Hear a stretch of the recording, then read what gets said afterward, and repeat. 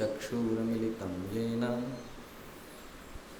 तस्मै श्रीगुरुवे नमः।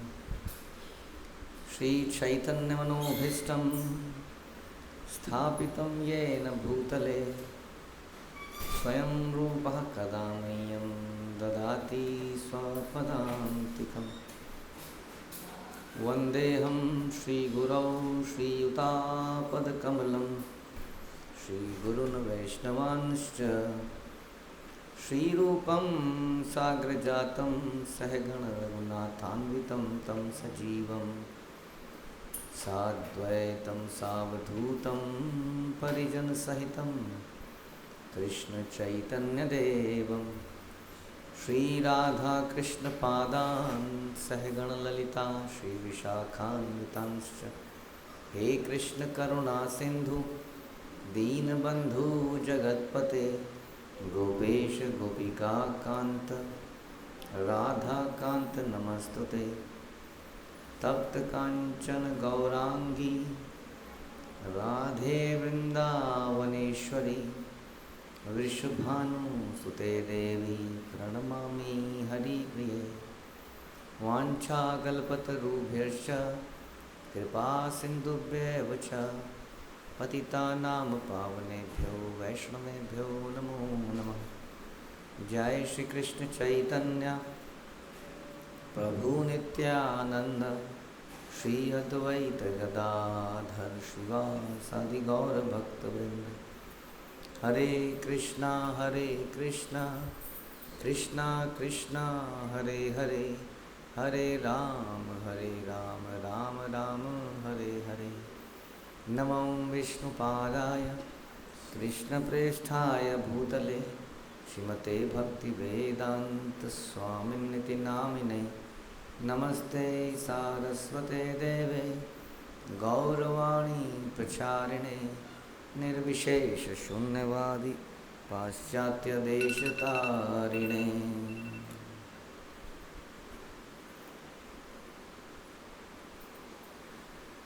हरे कृष्णा। भगवद गीता अध्याय 13 श्लोक संख्या 31 राइट। यदा भूत पृथक भावम एकस्थम अनुपश्यति तथा एव च विस्तारम ब्रह्म संपद्यते तथा। जब विवेकवान व्यक्ति विभिन्न भौतिक शरीरों के कारण विभिन्न स्वरूपों को देखना बंद कर देता है और ये देखता है कि जीव किस प्रकार से सर्वत्र फैले हुए हैं, तो वह ब्रह्म बोध की अवस्था को प्राप्त होता है, ब्रह्म बोध को प्राप्त होता है।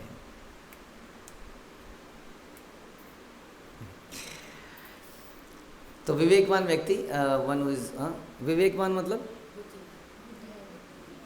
तो विवेक शब्द बड़ा स्पेसिफिक है। बुद्धि भी सही है, बुद्धिमान। तो क्या होता है विवेकवान या बुद्धिमान? जैसे कि जो क्रॉसवर्ड की पजल्स को जल्दी सॉल्व कर दे, चेस में जीत जाए, क्लास में फर्स्ट आए,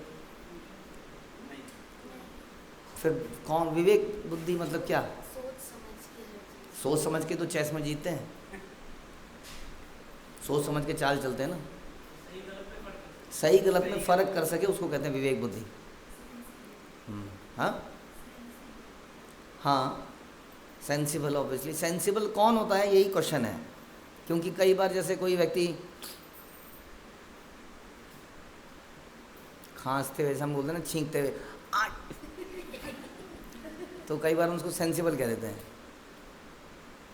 तो सेंसिबल का रियल मतलब है कि जो इस बात को डिफ्रेंशिएट कर पाएगी, ये सही है ये गलत है, ये सही है ये गलत है, ये सही है गलत है, उसको है विवेकवान व्यक्ति। और विवेक कैसे आता है बताइए, कहाँ से आता है विवेक? विवेक कहाँ से आता है? भगवान तो देते ही हैं। वाह, विवेक बुद्धि से आता है। बुद्धि कहाँ से आती है? विवेक से आती है। विवेक आता है शास्त्र से, जो गुरु के द्वारा दिया जाता है, वो तो है ही। शास्त्र में बताते हैं कि ये सही है ये गलत है, यह कह दिए गुरु हमें बताते हैं शास्त्र के आधार पर ये सही है ये गलत है, तो उसको विवेकवान होता है। तो विवेक इस प्रकार से हमारे जीवन में आता है। तो जो विवेकवान व्यक्ति है वो क्या करता है फिर ये बता रहे हैं। कैसे पता चलेगा कि हमारे अंदर विवेक बुद्धि है, तो उसका एक लक्षण बता रहे हैं। लक्षण बता रहे हैं तो हाईएस्ट स्टेज बता रहे हैं, ऑल दो इज़ वेरी मतलब डिफिकल्ट स्टेज ऑल दो। तो कह रहे हैं कि जो विभिन्न भौतिक शरीरों के कारण विभिन्न स्वरूपों को देखना बंद कर देता है, यानी कि उसको डिफरेंस नहीं दिखने लगता। किसमें? हाँ, जोर से बोलिए।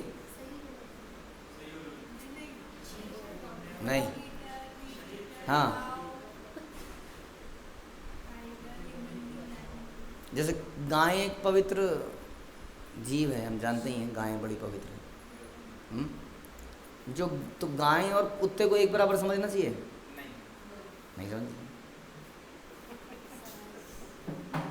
सारे शास्त्र तो गाय की महिमा है, नमो ब्राह्मणे देवाय गौ ब्राह्मणेताय च। तो गाय और कुत्ते को बराबर समझना चाहिए? नहीं समझना चाहिए। लेकिन विद्या विनय संपन्ने ब्राह्मणे गवि हस्तिनी, वो सबको बराबर देखता है। सुनी चाहिए वो चपाक है, मतलब चंडाल द डॉग ईटर, हाथी, गाय, ये सबको क्या देखता है? वो जो विवेकवान है वो क्या देखता है कि ये सब बराबर है। जैसे कि एक कसाई कहता है कि गाय को काटो या कुत्ते को काटो, एक ही बराबर है। इसका मतलब कसाई क्या हुआ? विवेकवान नहीं। तो एक वो सबको बराबर देखता है। आप देखो उनसे लॉजिक पूछो, ये कहते हैं कोई बात है गाय को नहीं काट सकते, गाय को नहीं काट सकते, इसको काट सकते हैं, क्या मतलब? बात तो एक ही है, जानवर को तो मार ही रहे हो आप। तो क्या मतलब? बराबर समझे या ना समझे? नहीं समझे तो ये कह रहे हैं, देखिए सुनिए जी, फिर यहाँ क्या लिखा है। क्या लिखा है? जो विभिन्न भौतिक शरीरों के कारण विभिन्न स्वरूप को देखना बंद कर देता है, वह ब्रह्म बोध की अवस्था को प्राप्त है। तो फिर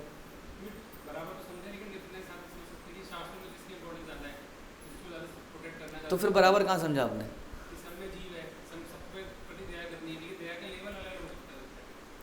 ओके, तो ये कह रहे हैं कि सबको बराबर समझ रहे हैं कि सब में जीव है, सब में भगवान है, जीवात्मा है, और तो ये तो सब बराबर हो गए। और अलग अलग क्यों हुए?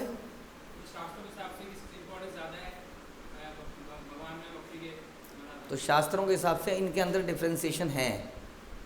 तो यानी कि जैसे कि आप अपने घर में एक ऑर्गेनाइजेशन है, कंपनी है। अब देखो समाज में तो भेदभाव है, भारत तो जाति प्रथा से भरा पड़ा है कि नहीं? घटिया जगह है, नहीं है? ओके, ऑर्गेनाइजेशन की बात करते हैं, कंपनी की। किसी कंपनी में भेदभाव होते हुए देखा? एमएनसी में हमने तो वैसे नहीं देखा।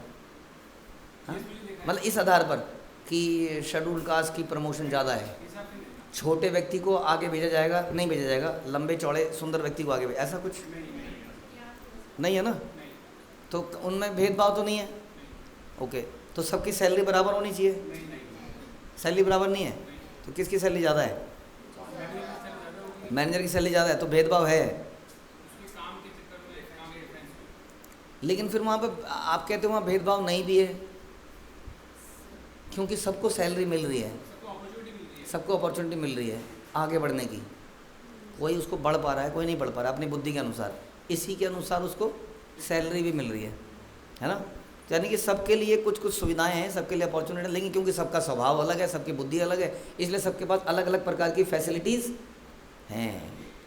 तो इसको भेदभाव नहीं कहते। फिर ध्यान रखिए, हम ऐसा कई बार समझा चुके हैं कि हमारी प्रकृति के अनुसार जैसे घर के अलग अलग रिश्ते हैं, उन रिश्तों के अनुसार हम अलग अलग प्रकार से व्यवहार करते हैं, है ना? तो वो तो जेन्युइन है, लेकिन सबको अपॉर्चुनिटी जरूर मिलनी चाहिए।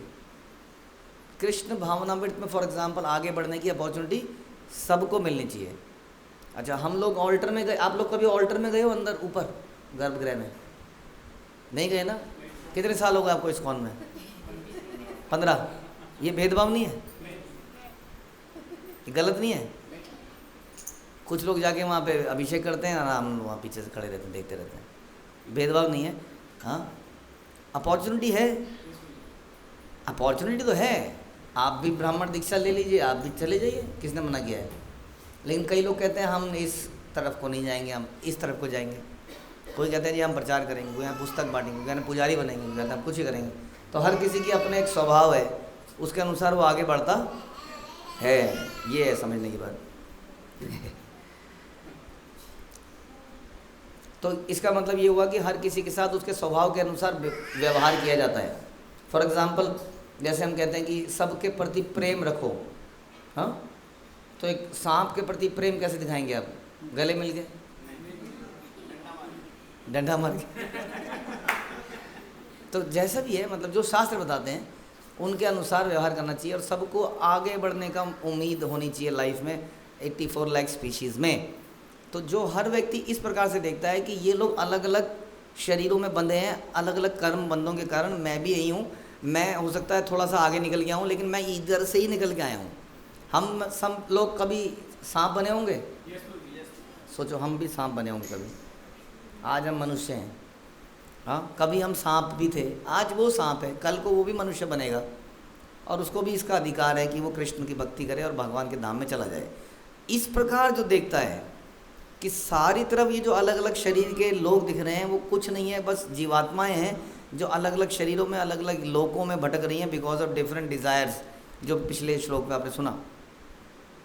इसके कारण इनको अलग अलग शरीर प्राप्त हुआ है, अदरवाइज इनमें और हमें कोई डिफरेंस नहीं है। हम सभी भगवान के अंश हैं, लेकिन भगवान के धाम में भी कुछ सखियाँ होंगी, कुछ मंजरियाँ होंगी, कुछ गोप होंगे, कुछ माता पिता की पोजीशन पे होंगे, कुछ शांत रस में होंगे, राइट।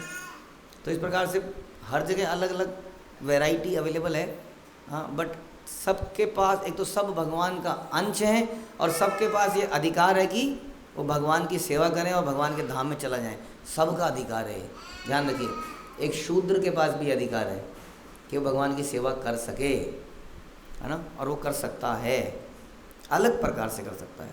तो सबके पास this is called equal vision. इसी को कहते हैं इक्वल विज़न। लेकिन फिर भी वो ये समझेगा कि कैसे सबके साथ अलग अलग प्रकार से ट्रीटमेंट करना है, रिलेशनशिप को निभाना है। किसी के पैर छूने हैं, किसी को गले मिलना है कि नहीं? कोई हमारे पैर छुएगा, किसी के हम पैर छुएंगे, किसी को हम गले मिलेंगे, अलग अलग प्रकार से हम व्यवहार करेंगे, लेकिन सबके लिए हमारे हृदय में प्रेम होगा वास्तव में, हाँ। तो जो जानवर हैं, जैसे कि हरिदास ठाकुर से पूछा गया, महाप्रभु ने पूछा इनका कल्याण कैसे होगा, ये पेड़ों का, पक्षियों का कैसे होगा, पेड़ों का कैसे होगा? तो उन्होंने बोला कि जब आप हरि नाम बोलते हैं ना, हरे कृष्णा, शांत रहिए, इसमें ईगो नहीं है ना। तो अब पहाड़ों में किया आपने, पहाड़ों में हरे कृष्णा, कहता हरे कृष्णा, तो क्या होता है? तो कहते हैं वापस आवाज़ आती है। क्यों आती है? तो आप कहोगे कि इको है, साउंड जाती है, वो तो ट्रैवल करती है, टकरा के आती है। हरिदास ठाकुर ने कहा नहीं, जब आप बोल रहे हैं तो वो पेड़ बोल रहे हैं, ऐसा बोलते हैं। कहते हैं इस प्रकार जब आप हरि नाम करते हैं तो पशु पक्षी पेड़ इन सब का कल्याण हो जाता है। तो ये उनके लिए हमारी कृपा है, हाँ। मूली को जड़ से उखाड़ के उसको मार देना, एक तरह से मार दिया ना आपने, उसको ख़त्म कर दिया, उसको मारा कि नहीं? तो ये अत्याचार हो गया उसके साथ? नहीं, उसका जीवन ही वही है कि उसको बना के भगवान को अर्पित कर दिया जाए, ये उसके ऊपर हमारा कल्याण है। तो कहीं इसी तरह से मुर्गे को काट के भगवान को अर्पित कर दिया जाए? नहीं, हाँ, वो नहीं है। तो विवेक बुद्धि यही चाहिए कि क्या करा जा सकता है, क्या नहीं करा जा सकता है, हाँ। नहीं तो आप कहोगे गरीबों का सफाया, तो गरीबी का सफाया, मतलब गरीबों का सफाया, उनको गरीबी की दुनिया से मुक्त कर दो, सारी झुग्गियों पे बम गिरा दो, गरीब खत्म, बेचारों के कष्ट खत्म। तो यहाँ विवेक बुद्धि की आवश्यकता है कि किस प्रकार से करुणा करी जाए। करुणा करने का भी कोई तरीका होता है भैया, जो कि शास्त्र गुरु हमें बताते हैं। हरे कृष्ण। श्रील प्रभुपाद की जय, भगवद गीता की जय।